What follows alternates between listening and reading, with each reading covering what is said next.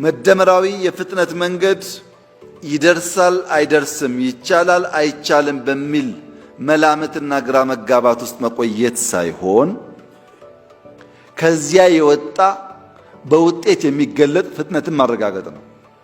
የሂደት እና የውጤት ፍጥነት ማሳየት ነው። በትልቅ ማሰብ፣ በትንሽ መጀመር፣ ማበራከት፣ ማስተናሰልና ማላቅ ነው። ከጊዜ ኋላ እንድንገኝ ያደረገው የሂደትና የውጤት ፍጥነት መጓደል ነው። ስላጊሽ የሆነ አካሄድ ከጊዜም ከውጤትም እንድንዘገይ አርጎናል።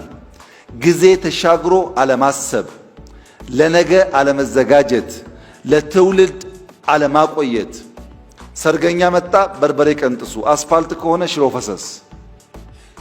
ጊዜን ማሳደር፣ ችግርን ማሳደር፣ ፕሮጀክቶች በጊዜ አለማጠናቀቅ፣ ሄዶ ሄዶ ለትውልድ የሚቆይን ወረት ማሳነስ ነው። በትልቁ ማሰብ፣ ከትንሽ መጀመር። ለምሳሌ ጽዱ ኢትዮጵያን የመፍጠር ግብ ከቢሮ ተጀመረ፣ ከተማ ተባለ፣ ወደ ሀገር እየሰፋ ሄደ። ኮሪደር፣ የበጋ ስንዴ፣ ሌማት፣ ግሪን ሌጋሲ፣ ሁሉም ኢኒሼቲቭ ጅማሮ አነስተኛ ነበር። በሂደት እየፈጠነ እየሰፋ እያደገ ጥራት እያረጋገጠ በሀገር ደረጃ ኢምፓክት የሚያመጣ ሆነ። አሁን ከጀመርናቸው ውስጥ ኮሪደር አሸልሟል፣ ግሪን ሌጋሲ አሸልሟል፣ ስንዴ አሸልሟል። አብዛኛው የእኛ ኢኒሼቲቮች በዓለም አቀፍ ደረጃ ሪኮግናይዝ የተደረጉና ሽልማት ያሰጡ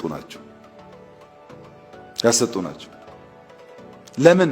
በቀጣይነትና በውጤት ማረጋገጥ ስለቻል።